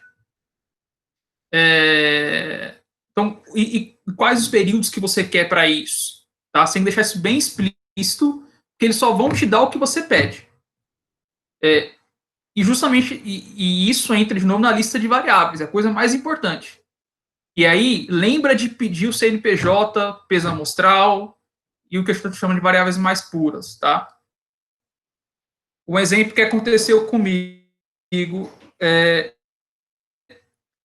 que a gente acha que é um pouco banal pedir, ok, na primeira vez que eu fui, chegou lá minha base, aí eu já perdi pelo menos quase meio dia para corrigir. André, seu áudio... Tá? Junto com isso, seu áudio lembra de travando. pedir qual software que você vai usar. Bom, acho que voltou. Oi? Está cortando. Eu acho que talvez se você desativar seu vídeo, possa ser que melhore. Não precisa sair, não, acho que tá. Deixa eu... Foi uma coisa eu vou precisar sair aqui e... momentânea. Tá, vamos... Se travar de novo, você me avisa que eu tiro o vídeo. Ok? Tá. É que tá travando. Acho que tá travando, né? Eu acho que eu posso desabilitar seu vídeo. Deixa eu tirar o vídeo, peraí. Não consigo. Aí, ó, foi. Pronto. Vamos ver se melhora agora. Melhorou. Então, eu estava comentando que a princípio... Melhorou? Tá ótimo. Vai me mantendo informado aí, por favor, Fernando. Vou deixar.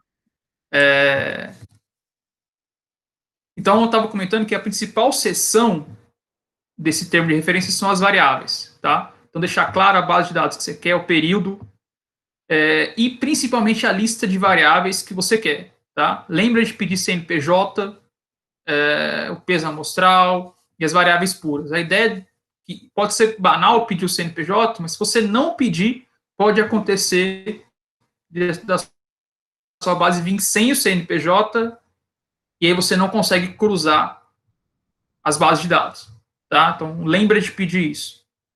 Variáveis puras é algo assim, em vez de você pedir lá, inovou em produto, você pede todas as perguntas que a Pintec usa para a construção da variável que é inovou em produto, tá?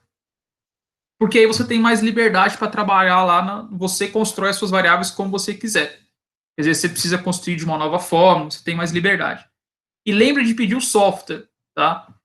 Em geral, você pode usar o R, mas é comum que se use o Stata ou o SAS. O SAS me parece que é o padrão do IBGE. Então, o que aconteceu comigo? Eu não deixei claro o software que eu queria no primeiro momento. Cheguei lá, minha base estava toda em SAS. E eu não entendo nada de SAS. Perdi mais um bom tempo até converter a base para Stata. Não deixa isso claro que você ganha tempo. E também uma quinta seção é o que você vai pedir. Qual que é o produto final do teu trabalho, tá? Ou que eles chamam de saída. O que vai ser retirado da sala de sigilo? O que você vai exportar? O que você vai sair da sala de sigilo? Tá? Quais os resultados? Você só sai de lá com as tabelas, tá? Você não sai de lá com análise, com informação de cada empresa. Você sai de lá com os teus resultados, tá? Eu vou mostrar depois essa saída, como é que funciona. Então, e é importante que você envie um modelo das tabelas que você vai gerar. Tá? Então, por exemplo, aqui tem um exemplo dessas tabelas. Então, como que vai ser a sua tabela de regressão dos seus resultados? Tá? Você tem que sintetizar elas no Excel para facilitar o processo de análise. Como que vai ser as tabelas descritivas? Tá bom? Aqui é um exemplo de como pedir as variáveis. Tá? Então, você coloca o código, e aí a partir do questionário da Pintec, uma descrição dessa variável, quais variáveis que você quer, tá? Por exemplo, o que eu disse, aqui eu pedi errado. Foi a primeira vez que eu pedi. Eu pedi a inovação de processo, uma combinação dessas 3 variáveis. O melhor seria eu pedir cada variável separada. Tá? Às vezes eles até mandam a variável separada, às vezes eles mandam só a combinação.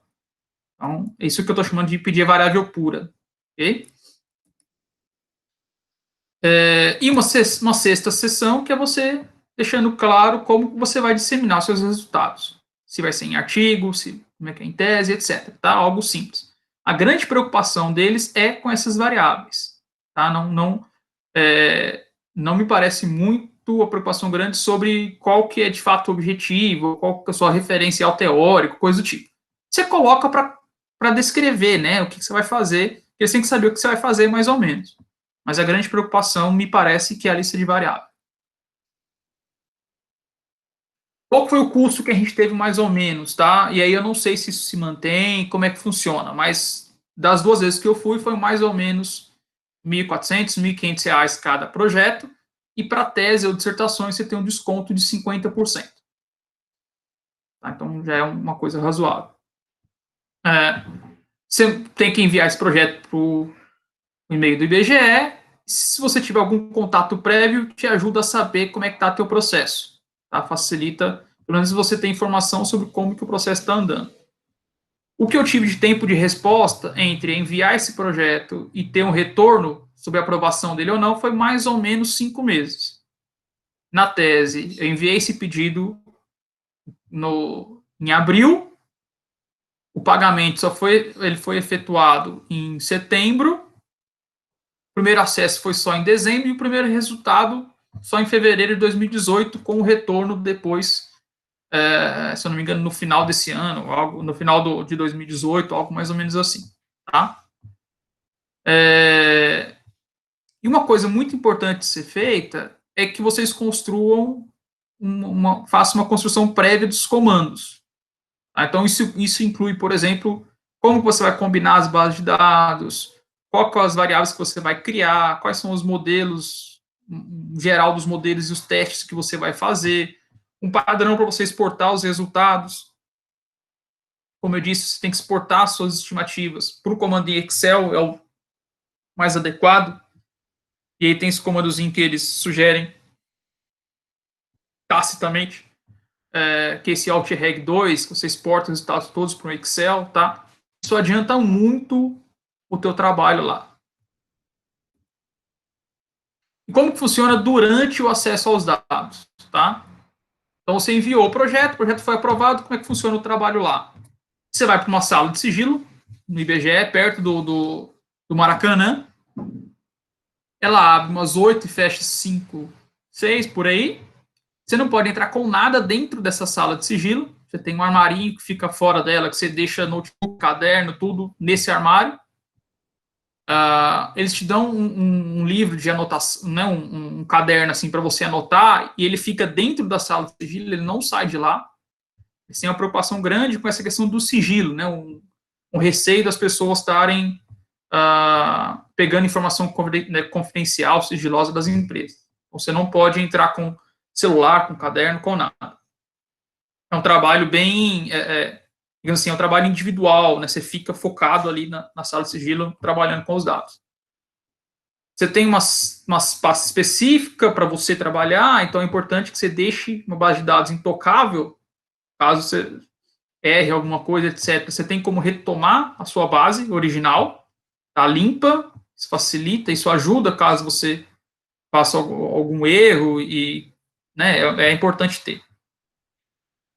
Você tem outras pessoas trabalhando na sala e que te ajudam, mas é um trabalho muito individual, tá? Dá para ir em dupla e pode ajudar. Eu vi gente que foi em dupla e acabou rápido o trabalho, porque um foca nos comandos e o outro foca nas interpretações daquilo. É difícil, porque você não tem muito tempo, principalmente pensando no caso em que você não mora no Rio, você tem pouco tempo para interpretar os dados dentro da sala, tá? Então, se você vai em dupla, isso ajuda. Okay? Você usa o mesmo computador, mas um foca na interpretação, o outro mais na parte mais mecânica dos comandos.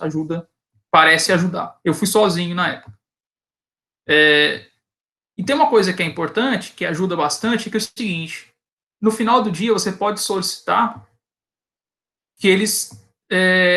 uma saída, né? Você pode solicitar que eles disponibilizem para você os comandos que você realizou dentro da sala. Você pode pedir isso, e aí o Carlos Lessa, o responsável lá, ele vai ver se não tem nenhuma irregularidade nisso, e se ele identificar qualquer coisa, você não consegue fazer mais nada lá dentro. Então, muito cuidado com isso. Então, você pode pedir essa saída, né, é uma cordialidade, digamos assim, porque você pode complementar fora da sala de sigilo e levar no outro dia para inserir novamente. Então, isso ajuda muito o teu trabalho dentro da sala. Te abre um espaço para interpretar os resultados um pouco melhor lá dentro, tá? Tempo de trabalho, mais ou menos, uma semana é pouco tempo, tá? Porque um primeiro dia e parte do segundo é só para organizar a base de dados. E o último dia é para você organizar o seu pedido de saída.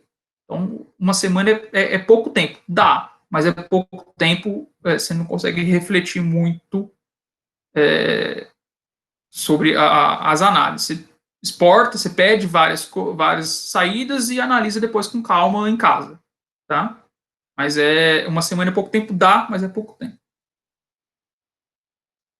E as limitações ou restrições de fato com os microdados, tá bom?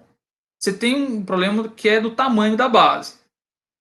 Primeiro que você precisa limpar a base inicialmente, tá? Estabelecer alguns critérios. Então, por exemplo, restringir empresas que que apresentam um número de empregados igual a 0, ou que têm esforços inovativos acima de 100% da receita, coisas que não fazem muito sentido. É importante estabelecer algum desses filtros para ir limpando a base, tá? Tem uma coisa assim, que a Aptec tem mais ou menos 14 mil empresas na hora que você vai analisar. Só que, assim, a maioria das variáveis é só para quem inovou. Então, dessas 14 mil, um terço só inovou. Então, você já corta sua base de forma considerável. E, de outra forma também, quando você cruza a base de dados, você só fica com mais ou menos também um terço dessas 14 mil. Então, que é o meu caso, que é empresas que estavam presentes só em ambos os anos. Então, você junta esses dois recortes, acontece, por exemplo, o que aconteceu comigo, da minha base, de fato, representar mais ou menos de 20% desses 14 mil, porque são empresas que estavam presentes apenas em ambos os anos, com certo viés para a grande empresa. Por quê? Porque a Pintec faz um censo das grandes empresas, tá? E é um pouco uma angústia que se tem nessa análise, que é você tem muitas possibilidades, né, uma análise diversa para fazer, mas você tem uma dificuldade para fazer essas reflexões dentro da sala de sigilo e você acaba, às vezes, identificando resultados que são inesperados. Então, a junção desses três aspectos pode te fazer ficar um pouco perdido nas análises lá, né? A gente chamaria de, né, ficar preso em alguma análise, ficar agarrado, como dizem BH. Então, isso pode... E para isso, para tentar evitar isso, é importante você ter um modelo padrão. Você levar um modelo padrão, né? Eu registrei isso no Excel. Você leva esse modelo padrão, tenta testar diferentes configurações lá, pede o máximo de saídas que você achar relevante, de resultados econométricos, e aí você analisa melhor depois quando chegar o pedido. Tá? Um ponto importante aqui é que você pode pedir os resultados 2 ou 3 vezes. Tá? Eu vou falar disso aqui na frente. Então, você pede uma primeira, várias configurações, analisa e depois você volta para refinar isso. Tá? É uma possibilidade. Eu já estou terminando, Mar. Fernando. E é importante que você registre as suas análises, tá? Deixar isso, inclusive a limpeza da base, registre isso num do file, no comando, e tenta organizar ele da melhor forma possível, por etapas, por exemplo, descrevendo o que você está fazendo, porque te ajuda a entender depois os seus resultados, te ajuda a entender o que você fez naquela estimativa de uma forma mais clara, te ajuda a redigir os artigos, etc. Tá? Então, é importante essa organização do file, né? Pensando no Stata, é importante isso. Por fim, um último elemento é a ideia da construção de um pedido de saída. Tá? Como eu disse, você trabalha na sala de sigilo e aí você tem que organizar uma saída. Tem que organizar o que você quer como resultado da sua da sua análise. Então, você tem que ter um relatório descrevendo o que você fez, tá? As bases que você gerou, como gerou, as variáveis que você empregou. Porque, em tese, o técnico do IBGE que vai avaliar esse teu pedido de saída, vai avaliar se ele não fere o sigilo. Em tese, esse técnico ele tem que ser capaz de replicar o que você fez. Então, por isso, você tem que descrever essas etapas. Você pode fazer também e redigir esse relatório fora da sala de sigilo e levar para lá já mais redondinho, né, para facilitar, não perder muito tempo dentro da sala de sigilo. Tem que ter uma pasta com os seus resultados, com os comandos, e eu fiz um Excel com a lista das variáveis. Eu achei mais fácil do que colocar a lista dentro do relatório. E essas tabelas podem incluir o quê? A regressão, você sintetiza os seus resultados econométricos, por exemplo, em abas, tá?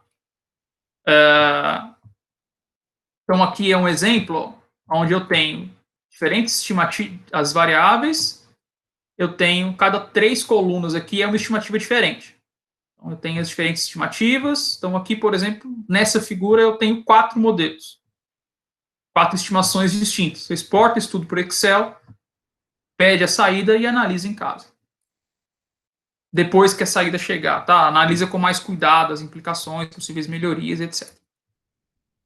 Você tem que fazer uma tabela com análises mais descritivas, e é importante, ela não pode ter máximo, não pode ter mínimo, e não pode ter tabelas que tenham menos de 3 empresas. Isso é um critério que eles consideram que fere o sigilo. Tá? Você não pode ter informação que te permita identificar qual empresa que é. Tá? Isso é um ponto. Aí um exemplo, aqui eu acabei não colocando um exemplo dessa tabela. E uma coisa que eu comentei, você pode pedir até 2 saídas para projetos em geral, de pesquisa em geral, ou quando você é um projeto de tese ou dissertação, você pode pedir 3 saídas, as 2 normais e mais uma caso a banca solicite. Então, você tem que apresentar uma solicitação, apresente uma solicitação da banca para isso. Aqui é só um exemplo de como pode ser essa organização, tá? Então, você tem os programas, resultados, e as diferentes planilhas com os seus resultados, quais matriz de correlação, a descrição das variáveis e por aí vai. Os relatórios, tá? O relatório, como eu comentei também, do que você fez. É isso que eu tinha para falar sobre a minha experiência, né, algumas dicas que eu posso dar a partir da minha experiência com os microdados. Era isso, Fernando. Mais algum comentário, alguma dúvida? Estou à disposição. Então, excelente, André. Eu vou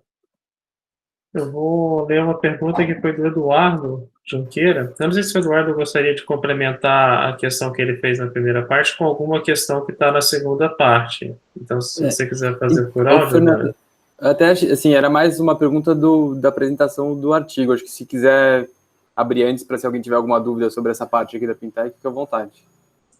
Certo. Alguém que gostaria de fazer algum comentário, alguém que está fazendo esse trabalho, acho que posso dar prioridade. Sei que tem alguns alunos que estão trabalhando com Pintec, eu acho que seria a prioridade para fazer a questão agora.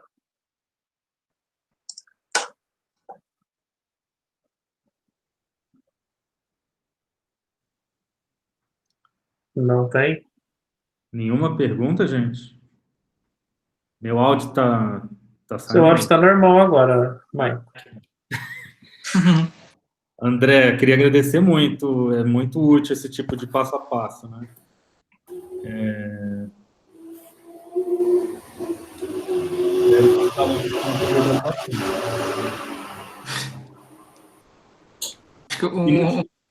Marcos, se você puder repetir, um carro passou aí e não deixou você falar direito. Não, só agradecer, porque é muito importante esse passo a passo, assim, uma das coisas que a gente tenta na disciplina é também trabalhar a parte metodológica.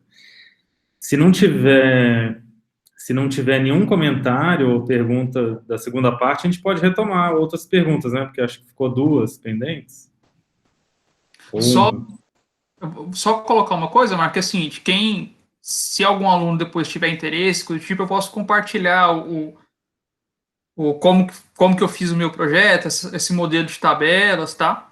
Para que eles possam usar como ponto de referência, tá bom? Como ponto de partida, assim, para ter uma ideia, né? Para não sair do zero, tá bom? Só me manda um e-mail, estou à disposição para compartilhar isso. Legal, obrigado. Certo. Bom, passo então para a pergunta do Eduardo. Pode ficar à vontade, Eduardo, e depois eu vou passar para a professora Márcia. Beleza, obrigado. Bom, primeiro, obrigado, André, pela apresentação, está super interessante. A minha questão era mais relacionada com as propostas que você fez, para tentar quebrar o ciclo dessa baixa absorção, capacidade de absorção nas empresas. E aí você falou da questão de compras públicas. Aí eu só fiquei interessado em saber se você chegou a ver algum artigo, alguma proposta que discute mais a fundo a questão do uso de compra pública, né, para essa finalidade. E mais porque a minha carreira, eu trabalho no governo federal, na Prefeitura de São Paulo, e dentro dos governos a gente tem muita dificuldade de fazer compra pública, tanto o básico da compra pública, né, comprar o mínimo para o governo funcionar bem, mas também a questão de sempre ter que usar menor preço, né, como um critério preferencial para a escolha dos fornecedores e outras questõezinhas de capacidade mesmo interna de governo. Então, queria saber se tem algum artigo que discute isso mais a fundo. Obrigado. Posso? Então, sim. Eduardo, estou até procurando, agora sim, eu estou até procurando aqui na tese, mas eu lembro tem um artigo do professor Frederico Rocha, que ele analisa o efeito das compras públicas sobre a propensão da firma para inovar ou para inovar com maior grau de novidade. Tem uma discussão assim, tá?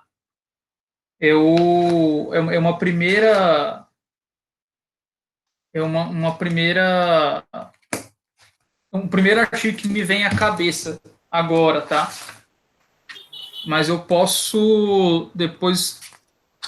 Agora eu não consigo lembrar outro específico sobre isso, mas eu posso procurar depois. Me manda um e-mail que eu tenho que te encaminhar algum outro trabalho que eu tenha notado sobre isso especificamente. Eu acho que o Cassiolato fala um pouco também disso, tá? O Cassiolato, a Marina Zapiro, a Helena Lastres, eu acho que eles falam um pouco sobre essa questão das compras públicas, tá? Legal. Não, legal. E depois eu te escrevo qualquer coisa. A gente... Sim. Aí eu tento procurar com mais cuidado. Agora, de cabeça, só me vem esse do professor Federico Rocha mesmo. Tá na RBI. Legal. Eu dou uma procurada aqui também. Valeu. Obrigado, André. Obrigado a você. Eu vou passar primeiro para... Se a Márcia não tiver nenhum problema, eu passaria primeiro para a Carol, aí depois eu passo para a Márcia para ela fazer a parte final. Pode ser, Márcia? Pode ser? Tá ótimo. Carol, então faça você a primeira pergunta e depois eu passo para a professora Márcia. Professora André, obrigada. Eu estou nessa lista aí das pessoas que pretendem usar a Pintec, mas nunca foram. E quando vocês perguntam se tem alguma dúvida, eu não tenho algumas, eu tenho todas. Eu estou morrendo de medo de fazer isso.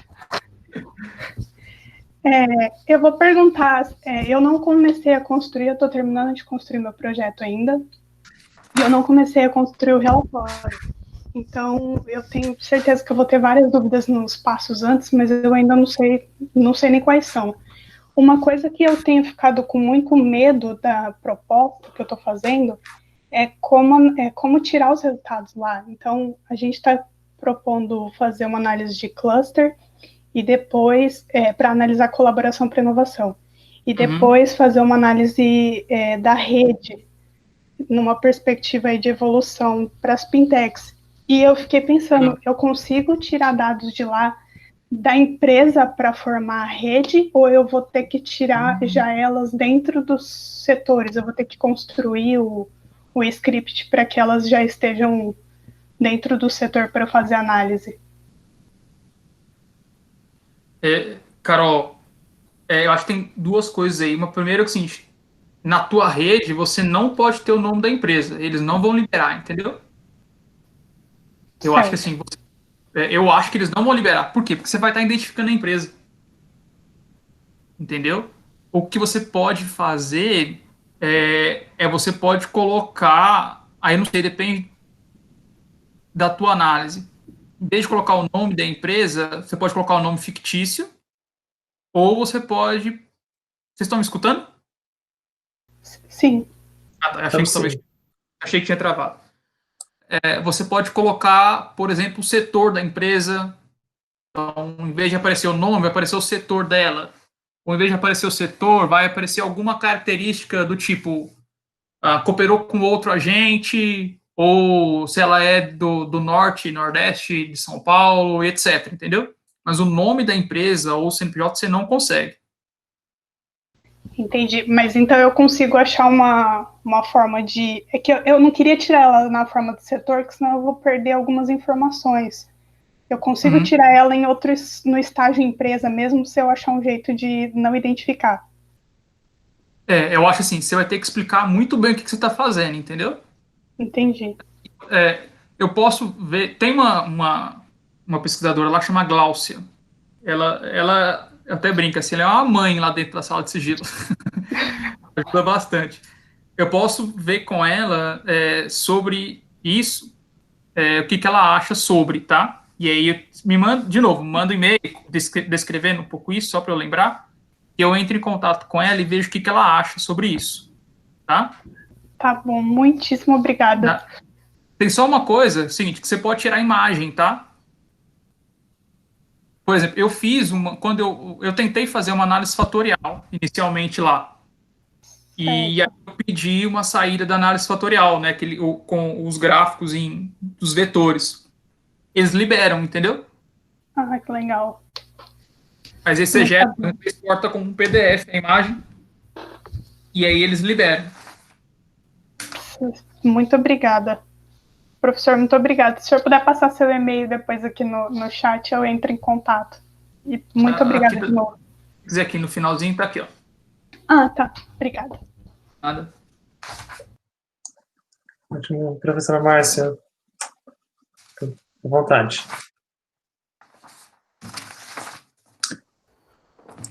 Bom dia a todos. Estão me escutando bem? Sim. Estamos sim. Bom, então, na verdade, eu queria falar um pouco sobre a discussão da primeira parte, mas antes, né, acho que eu queria reforçar duas coisas que o André trouxe, né, ficou meio escondido na parte dele, mas ter um contato no IBGE é fundamental, gente, porque o processo é muito moroso. Então, você tem que acabar usando de network para o processo andar lá dentro. Né? Então, network é fundamental. O tempo, né? Então, o André mostrou essa perspectiva temporal, em parte porque a gente usou o recurso de um projeto, mas, enfim, é um tempo longo, então, não deixar para a última hora, né? Até mesmo para poder dar tempo de voltar lá e fazer algum modelo. Então, quem tem esse objetivo, começar o quanto antes, tá? E o último ponto, né, que o André trouxe também, é deixar essa margem para trabalhar com as variáveis, né? Então, o que acontecia na prática é que o André, de noite, lá no hotel, ficava mandando mensagem para mim e para o Thiago, e agora? Não deu certo, o que eu vou fazer? Literalmente, a gente tinha que decidir à noite o que ele ia fazer no outro dia, né? E se você está com as variáveis, se você não tem margem, enfim. E para a gente que não é do Rio, estar lá é um custo, né? Então, não é só 1.400, é 1.400 mais deslocamento, mais hotel, mais alimentação, né? Então, enfim, não é algo, enfim, sem custo, né? Então, para a gente que não está lá, é algo que exige custo. Então, tem que pegar uma semana e tentar fazer o máximo, né? Então, queria só reforçar isso, né? Eu acho que é um trabalho bacana, eu acho que é relevante, mas que precisa ter essa perspectiva planejada, tá? Em relação à primeira parte, né, assim, eu acho que também fazendo, eu não sei se todos estavam aqui na discussão que eu fiz, mas trazendo um pouco, né, então, a gente tem, né, então, assim, primeiro, né, o que eu queria chamar dessa discussão que o André fez sobre capacidade de absorção, né. A gente tem, por um lado, toda uma literatura que diz que, não, a universidade tem que criar um NIT, tem que ter patente, tem que transferir o conhecimento, né? Então, você tem toda uma literatura que coloca na universidade um papel importante, né, no sistema de inovação. E o que toda essa agenda vem dizer é o seguinte, mas você tem também uma outra agenda imensa que é por parte das empresas, né, que tem que ter essa capacidade para interagir, para pegar, né, então, primeiro, eu acho que o trabalho do André é um pouco porque ele também complexifica o lado das empresas, né, que tende a ser um pouco subestimado, né, na literatura, né. Então, um esforço que debati isso muito com o André, isso que ele chamou de especificidades do contexto latino-americano brasileiro, eu martelei muito com ele, falei, André, essa capacidade não se constrói aqui igual a literatura diz, né, então, foi algo que a gente, né, tanto que a gente até mandou o artigo, o cara mandou tirar, não vou tirar isso tem que entrar, porque a capacidade não é a mesma, né, você tem um ambiente que condiciona esse desenvolvimento de uma forma específica, né, então acho que esse é um ponto, né, então tudo que vocês discutiram sobre a questão do contexto, do local, é super relevante, essa capacidade se constrói de uma forma que não é igual, então ainda que a gente use o mesmo termo, vamos dizer assim, não acho que seja a mesma capacidade, tá, então por isso que eu insisti, né, para essa discussão do contexto, tá. Sobre uma questão que a professora Janaína trouxe, sobre a questão do setor, né, isso já é um learning de pesquisa, né, tem até um artigo mais antigo do Arcbook, que ele está discutindo a taxonomia do Pavitt, 20 anos depois, né, não sei se vocês conhecem, e ele fala exatamente isso, né, que quando você parte do setor, né, então a taxonomia, né, do setor science-based, etc., você assume que as empresas que estão naquele setor tenham um padrão mais ou menos parecido de estratégia, né? E algo que a gente já viu para a Pintec e para outros trabalhos é que, no caso do Brasil, não dá, né? Assim, querer que toda empresa farmacêutica tenha o mesmo desempenho. Então, a gente já fez outros trabalhos, né, que mostraram que é muito melhor você olhar para a empresa e daí tentar emergir um padrão, tá? Do que você partir do setor para a empresa. Tá? Então, isso é um aprendizado de pesquisa, tá? Então, a gente conseguimos muito mais pensar em padrões a partir das empresas, aquele padrão emergindo, do que o contrário, tá? E um último ponto, né, que a professora Janaína também trouxe, e que eu queria tocar, é que uma coisa que o André não falou, mas, enfim, eu vou contar para vocês, como ir para o IBGE é uma coisa custosa e cara, a gente fazia a ida lá meio em ganhos de escala, né? Tipo, para atacar 2 projetos ao mesmo tempo, né? Por quê? Porque é isso, né? E aí, num desses esforços de ganhos de escala com o IBGE, a gente fez um outro trabalho, né, com o Tiago também, com os outros colegas, que foi para tentar entender esse padrão de cumulatividade da estratégia das empresas que inovam, tá? Então, é isso, é você ver se o esforço prévio respondia à inovação presente, tá? E aí usamos 3 anos da Pintec, partindo dessa discussão do VIOT, né, de uma capacidade passiva, né, dependente passiva, tá? E aí que vem, né, o que a gente encontrou? É que os esforços atuais de inovação não eram explicados pelo gasto em inovação no período prévio, e sim pela variável P&D contínuo, tá? Então, enfim, então isso demonstra, né, isso a gente publicou na ANPEC, tá numa revista, né, isso demonstra, a gente chegou à conclusão de que as empresas brasileiras têm uma estratégia muito mais dependente passiva, à la VIOT, do que imitativa ativa, né? Ou seja, é muito mais uma capacidade de produção do que de inovação, tá? Então, é isso que ela trouxe, tem tudo a ver, a gente encontrou em outro trabalho, e explica, então, também como é que essa capacidade vai ser construída, né? Então, é uma lógica muito de curto prazo, né? Assim, então, fica muito evidente, tem outros trabalhos também que mostram isso, que essa coisa de incentivar o gasto em P&D, uma inovação por si só, ele não é suficiente para construir essa cumulatividade, tá? Então, enfim, são só outros trabalhos que reforçam um pouco esses pontos que foram trazidos, né? Então, eu queria só destacar aqui,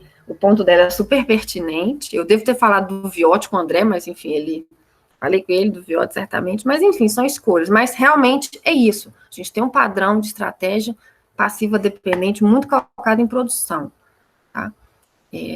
Então é isso. Eu queria só fazer esses links, né, que a gente acaba fazendo agendas um pouco específicas, mas tudo dentro dessa discussão, né, de como é que você interage, como é que se aproxima dos agentes, mas os agentes são diferentes e tem milhões de complexidades, né, e aí você quer chegar e falar, então no Brasil a cooperação é pouca, tá, mas vamos, então, né, entender quem são esses agentes, tá? Bom, então é isso, Fernando, obrigada, viu? Tá ótimo. Eu acho que, dado Fernando, o horário, posso só agradecer os comentários da professora Márcia? Claro. Obrigada, Márcia. A minha pergunta com relação aos setores era mais para entender se a gente conseguia ver do nível da firma indo para o setor, se havia... então, não seria que o setor é determinante, mas eu queria entender se a amostra de vocês conseguia dizer, olha, olhando do ponto de vista da firma nacional, como é que ela se comporta e se isso tem alguma ligação com o setor ou não, ou ela está mais intensa em conhecimento ou não, do próprio ponto de vista da base de dados que vocês têm, porque aí isso é mais um argumento para dizer que o gasto não necessariamente traz o aprendizado acumulativo e poderia até reforçar o argumento. Então, era mais uma curiosidade nesse sentido que eu tinha colocado. E eu agradeço, Márcia, pela colocação. Professora Janaína, eu acho que isso é um trabalho que precisaria ser feito com a Pintec. Uhum.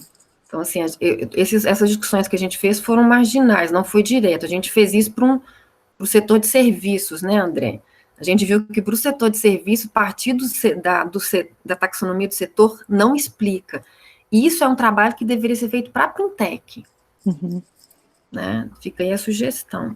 Eu vou colocar o texto aqui no chat, tá bom? Saiu na Ampec. Obrigada. Obrigada, professora.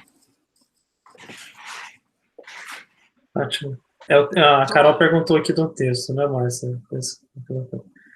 Bom, Fernando, podemos... uma coisa, posso só complementar? Bem específico? Claro, com vontade. Que talvez a análise que a Carol comentou de talvez fazer possa ajudar nessa discussão. Ela falou da construção de clusters, de rede. Provavelmente, na hora que ela constrói um cluster, ela não vai encontrar um padrão setorial. Ela vai encontrar firmas do setor farmacêutico que cooperam muito e firmas do setor farmacêutico que não cooperam nada. Gastam muito em P&D e outros que compram só P&D externo. Talvez ela encontre algo parecido a isso. E aí, talvez, Carol, a tua separação por setor possa sim te trazer um resultado interessante. Ao mostrar essa heterogeneidade intrasetorial. É que a ideia era fazer isso depois, né? Fazer a construção dos clusters, das redes no nível das empresas e depois avaliar quais setores elas pertencem exatamente para ver se as literaturas estão conversando. Então, a tua rede você constrói a partir da firma. E aí, na hora que você, ao invés de usar um nome, você usa o setor, você consegue talvez olhar, você tem um grupo aqui que é a interação de, sei lá, farmacêutica com máquinas e equipamentos, e o outro que é farmacêutica com indústria química, por exemplo. Não sei. Talvez grupos distintos. Eu acho que é um pouco isso. Vai da firma para o setor através da análise de cluster ou de redes possa ser interessante. Possa trazer, complementar o que a professora Janaína colocou. Obrigada. Ótimo. Acho que podemos encerrar, então, né? A Márcia colocou aqui no chat o nome do texto, Carol. Eu quero agradecer imensamente ao André, né? Uma excelente apresentação. As duas partes são muito boas, e nessa articulação entre conceito, metodologia e a busca pelos dados, né? Trabalho de esforço também em encontrar esses dados e toda essa articulação com o conceito, cada coisa que muda, como que isso muda em tudo o trabalho, né? Então, reforçar os agradecimentos. Passo para o Marco primeiro, depois gostaria de ver um comentário final. Marco? Não, só... Oi, tá dando para ouvir? Tá. Então, só agradecendo o André e a Márcia de novo, né, pela ponta aí no final, e lembrar os alunos, né, que a gente retoma aqui os seminários finais no dia 14/8. Então, já estamos com toda a programação feita, debatedores selecionados, e é isso. A gente vai ter uma pausa aí de uma semana, mas depois já retoma para encerrar esse semestre, finalmente. E é isso, gente. Então, se o Fernando você ia falar... Não, um comentário final, André. Gente, eu queria primeiro agradecer o convite, agradecer que para mim também é sempre um aprendizado participar desses debates, e acho que foi muito construtivo para mim também, as discussões, tá?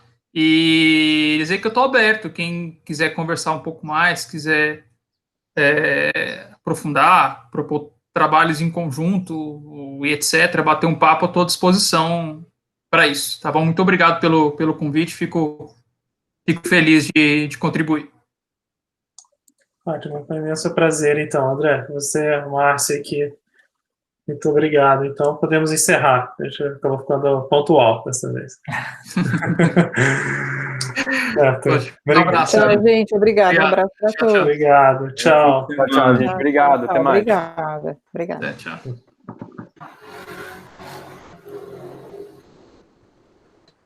Fernando. Sim. Tem que parar a gravação. Verdade.